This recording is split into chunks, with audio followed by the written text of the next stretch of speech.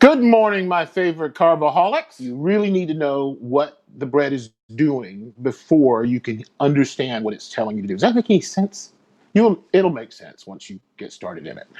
So today's recipe, we've got 6 cups, 720 grams of all-purpose flour. Now the flour makes a big difference, but all-purpose flour is what we're using here. If you got bread flour and that's the only thing you have, you can use bread flour. 2 teaspoons or 25 grams of granulated white sugar, 2 teaspoons, 11 grams of salt. We'll talk about when to put in the salt later. 2 tablespoons, 25 grams of olive oil, 2 cups, 47 milliliters of warm water. This bread moves fast. And that warm water is going to be between 95 and 100 degrees, so you can get that out of your tap. You really don't need to microwave that. If you've got hot tap water, it'll work out of the tap. 2 packages or 2 of the little sachets of yeast. We use instant yeast here. Instant yeast is the best yeast to use, in my opinion, because you don't have to mix it in with with some water and sugar and proof it and all of that. You just mix it straight into your dough, straight into what you're doing. It's what professional bakers use, and that's about 14 grams. And one large egg to go in it. And I'm going to ask you to take another egg, and we're going to egg wash this loaf right before we put it into the oven. Okay, so let's get started. Into the bowl of a stand mixer. Now you can do this by hand. Anybody can. This is a very easy dough, so you can do this by hand. Just use a dough whisk or your hands and get it started. It's easy. And another thing about this recipe, one more thing before we get started, is that it's a wet dough, good bread. So you're going to add additional flour as you're kneading it on the table or on your bench. You're going to add some additional flour. And I have dealt with this bread enough that I know I can add that flour to my bowl rather than have to do all that stuff down here. And I'll show you when we get there. So in my case, into the bowl of a stand mixer. In your case, a wide mouth bowl will be fine, just fine. We're going to add 473 grams of warm water. I like to put the water in first. Now, if you're following along with me, you'll notice that this is out of order of the recipe. I should have gone back and redone the recipe so that I can show you, so the ingredients are the same as the order of entry. But learn something here. So you put your water in first, because if you put your flour in first, then you're going to have a problem down the road, or either today, with flour sticking to the bottom of your bowl. So in a stand mixer, water first. In a bowl, you can do your flour first if you're doing it by hand. Then we're going to go ahead and add our sugar. How much sugar is this? We've got 25 grams of granulated sugar. So in my effort to do a good mise en place, which means get your stuff together, be in order before we get started, I've measured out all of these ingredients. So in goes my sugar, then 14 grams of instant yeast. You can use active dry, you can use baker's yeast. It doesn't make that big a difference in this recipe because it's quick. So 14 grams of instant yeast. And then I'm going to add my olive oil. And we've got 25 grams of olive oil going in here.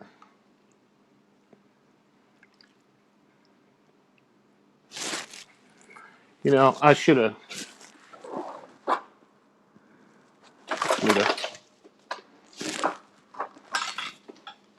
So 25 grams of olive oil, and then one egg. One egg slightly beaten. So you don't have to, I'm all about using as few dishes as I can. So If you can go straight in there, go straight in there. It's another reason we did it this way. So now give that a big stir.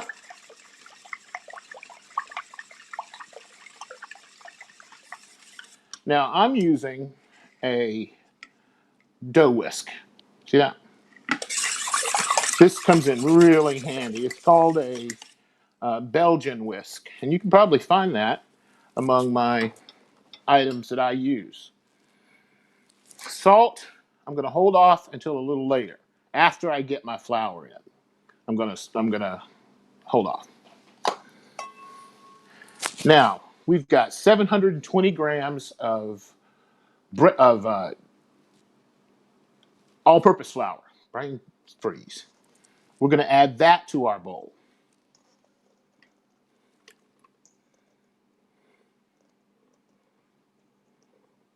This is 720 grams.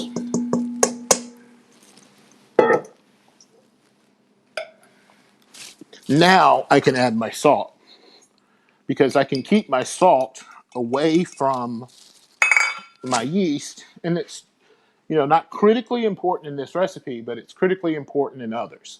So if you're learning to bake, let's do it right and do it every time. Always put the salt in on top of the flour. Keep it away from everything else. We're going to be using our dough hook for this.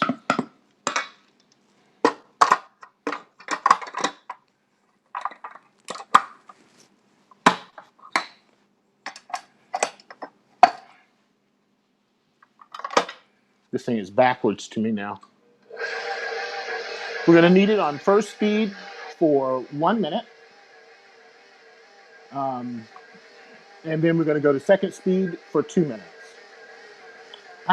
There's a question from one of our viewers that what makes Italian bread different from French bread? Now, they both come from right in the same region, but the difference is that Italian bread uses olive oil. Now, that was half the olive oil. I didn't even mention that. You can add it all at once, or you can add it, half of it when you add it and half of it about now.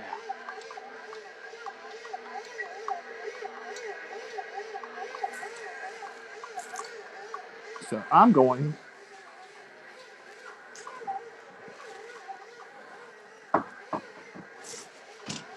to add some additional olive oil, about 12 grams. I put 12.5 grams and 12 grams in initially. Just forgot to pour the rest.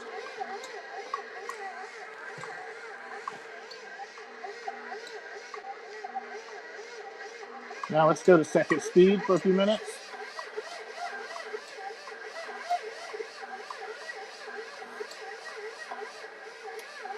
The Italian bread has olive oil in it. And this bread is so aromatic, so soft.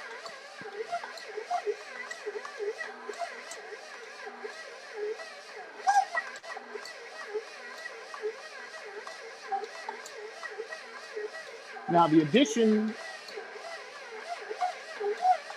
I hate waiting on this thing. Now the addition of the olive oil is going to make all the difference in the world. Now that's come together nicely. It's going to be different in your neck of the woods than it is mine. It's going to be a lot looser for you or a lot drier for you. For some reason, this has come out drier than normal, but it's perfect. It's actually where I want it. I was expecting to have to add a bunch of extra flour to mine. But since I don't have to, I don't want to put any flour down, because you don't want to add flour to your recipe unless it's absolutely necessary. Because that's, the amount of flour in the recipe is the amount of flour in the recipe. There's no adding or subtracting, or let's go maybe a little pinch of this or a pinch of that. That's not what we're doing. Now we're going to knead this maybe about 100 turns until it's nice and smooth. And the same thing is true for all breads. When you're kneading, you're going to push away from yourself, pull it back, push away. Knead. Push it back, pull away. And it's starting to get smooth already. Now, if you're working with a wetter dough, then I need you to put some flour down and start kneading and adding that flour as you're kneading until it comes together.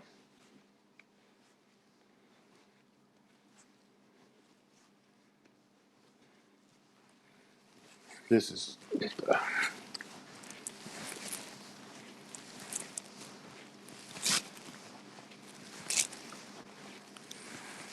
now. How do you know when your bread has been kneaded enough? Well, there's a little thing called the window pane test.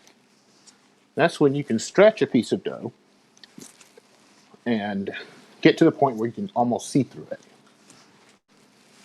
That tells you that there's a sufficient strength, elasticity, to be able to support the rising of this bread. Because you got to have your gluten developed in order to be able to hold in the CO2 bubbles coming from the yeast and the bacteria. So let's check it. Yeah, I'm not thinking that it's ready yet. See how it tears? See how that tears? When I'm trying to stretch it out?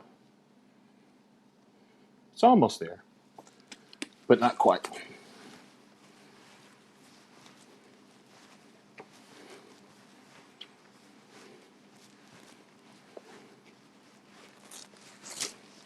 Just put some music on, like I like to do. I always forget the music's in the background when I'm making these videos.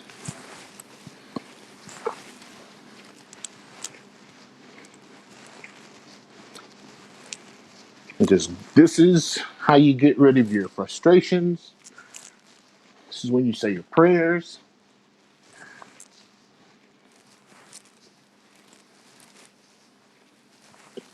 Because if you think about it, you're going from things that are dead, salt, water, flour, and you add a little, in this case, we added an egg.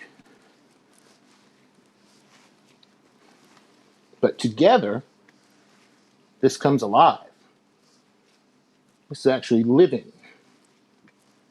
The yeast is working, the bacteria is working. You're putting some sweat into it.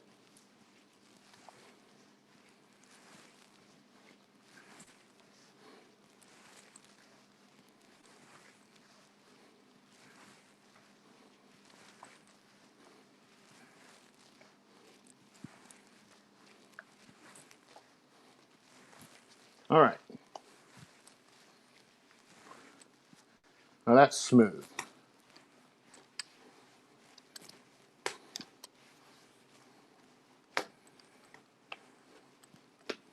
Now the yeast and bacteria will continue to work while it's resting. So I've got a bowl here that I'm going to put some nonstick spray in.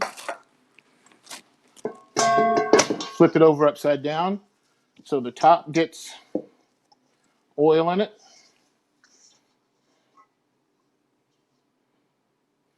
And now we're going to cover this and let this rest for about 10 minutes.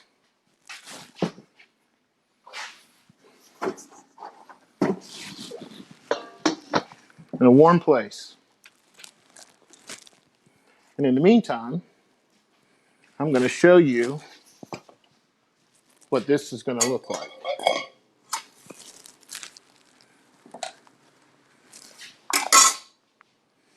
Now, bread is one of those things that you have to commit to. Kneading is my favorite part of the bake. Thank you for the window pane tip. I haven't heard of that before. That's probably one of the most important things you can learn. The window pane test is when you stretch it and it gets nice and easy, nice and where you can see through it, then you know it's done enough. The biggest problem I see with pictures of not on this network, not on our channel so much as others, is the dough is under kneaded. You can tell that, and I've done it 1,000 times. Did it not too long ago, but this is what you get.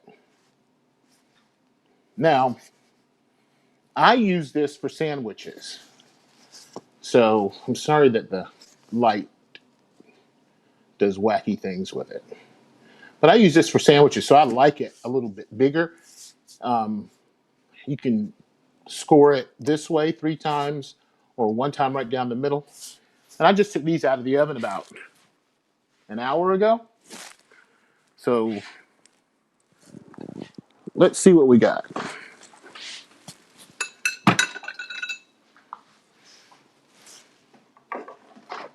Don't know where my bread knife is. A watermelon knife will do. Let's hear that.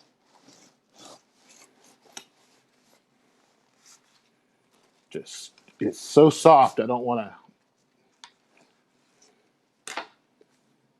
Oh, that's nice. Hold on.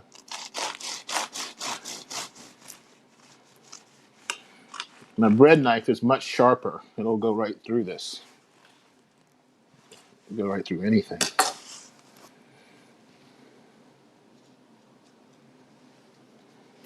Can I get the light right? See that? Nice and elastic. That's what you want. See how it just pulls apart with a crust?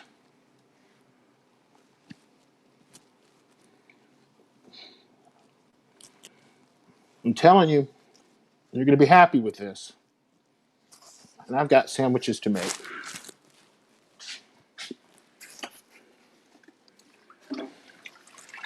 So you're resting your bread now. You're resting your loaf for normally for this first proofing, you would be about 30 minutes at least to an hour. But not with this guy. This bread is going to proof its main proofing on the second rise as it's waiting to go into the oven. Now,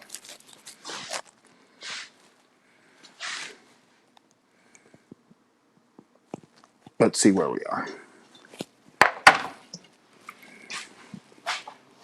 For time's sake, I'm going to go ahead. This is not going to double in size. It may get close to it, but it really just needed to rest.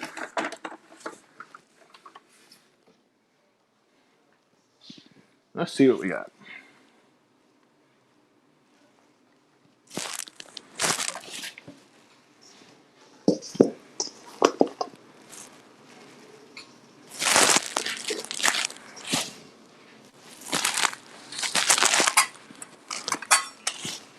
Isn't that nice? So you can eyeball this, and I want you to push the air out, and as you're doing it, make it into a shape that you can discern halfway easily. So a nice rectangle is what you want. And then you can feel it with your hands that it's even underneath. There's not a big bubble of dough here or something like that. We're going to cut this. This recipe makes two loaves.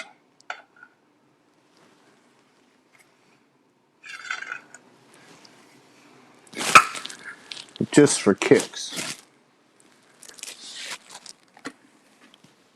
Let's see what we did.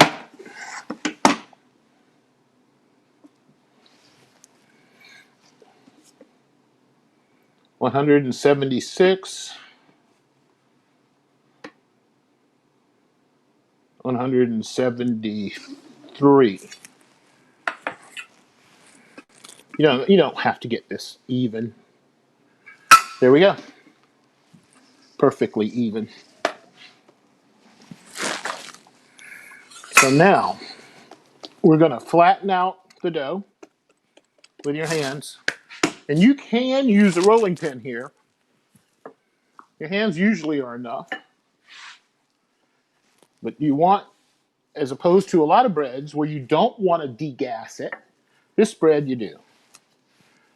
So we've degassed it, folded in half,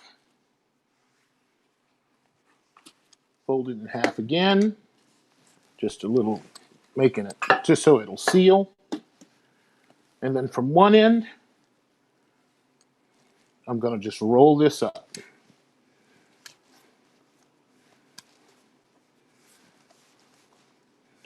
And seal that underside.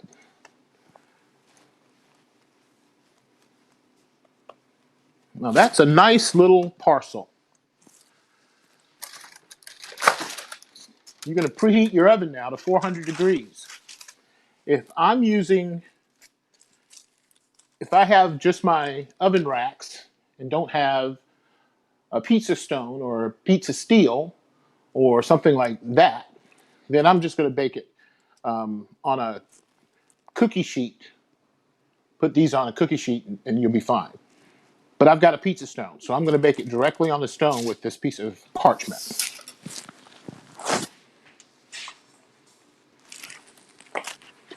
This is nice. It feels great. This is a great piece of dough.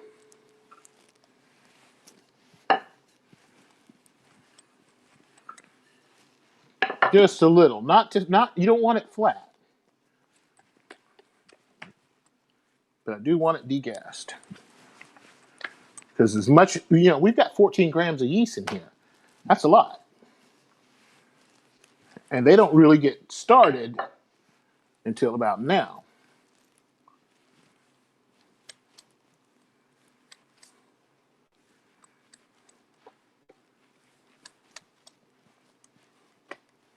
Now it looks like a small parcel.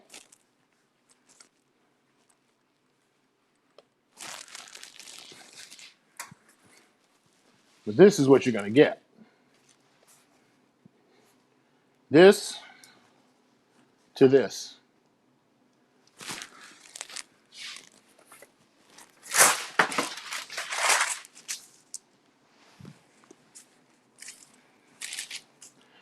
Now, these guys will sit on the counter or in a warm place for about an hour. And then you do the test to determine whether or not it has proofed enough. How do you know when your dough is proofed enough? Well, you take a damp finger and you push in here. And if you noticed, it came all the way back out. That tells you it's not proofed at all. But if you push it and it doesn't come back out, it means you've overproofed it. So if it just gently pops out about halfway, then you're okay. So I'm going to seal these ends up. A lot of times they can cause issues.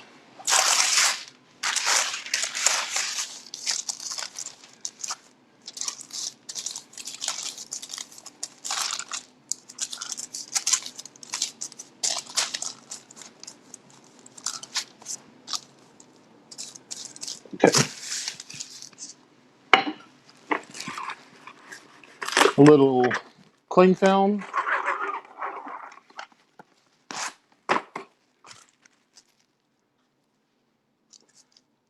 And we're good for about an hour.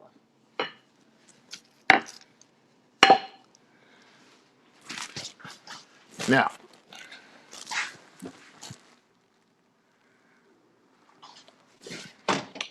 if you've got a little Tuscan seasoning or bread seasoning, they sell it in all the grocery stores, especially if there's a bakery. I know that Publix has a good bakery because Publix bakes their bread in store. You may see other bakeries with bread, but that bread is baked, partially baked, and then frozen and sent to the store. And then those guys just basically heat it up. So there's a difference. You can find your seasoning to mix with your olive oil in those kinds of stores where there's a real bakery right on site. So Beyond that, we're going into the oven. And it's that easy. How long have we been at this? 30 minutes? I don't have time to bake. I just don't have the patience. I don't know. It's summertime. It's too hot to bake. My oven's at 400 degrees. That's not a good excuse. Not when you can be feeding your family, bread that has no extenders, no mold inhibitors, no, God only knows what else. There's 27 ingredients in store-bought bread at least. Next time you go look. And here, you've got flour, water, salt, a little sugar, some olive oil, and an egg. You should be able to pronounce every ingredient in your bread. If you can't, then maybe it's not bread. Maybe it's something else altogether. So that's it for me this morning. That's really quick. So once these have come to doubled in size easily after about an hour, maybe it won't take that long. These times are just arbitrary. That's just to make sure that it's still, you got work to do. But once they get up to the size where you can poke a finger in it, a damp finger, and pull your hand back out, and it just comes back halfway, time to go in the oven. And that's when we're going to break that egg and just egg wash it. That's not critical, but when you egg wash a bread, I did not egg wash this, but when you egg wash a bread, it's going to be shiny and maintain that crust a lot longer. Okay? Any questions? Post them in the comments. Thanks again for you members who've been here for a long time, who support us. My admins, thank you so much. And if you're new, gosh, there's a world to explore in baking bread. Thank you guys. We'll see you next week. I'm out.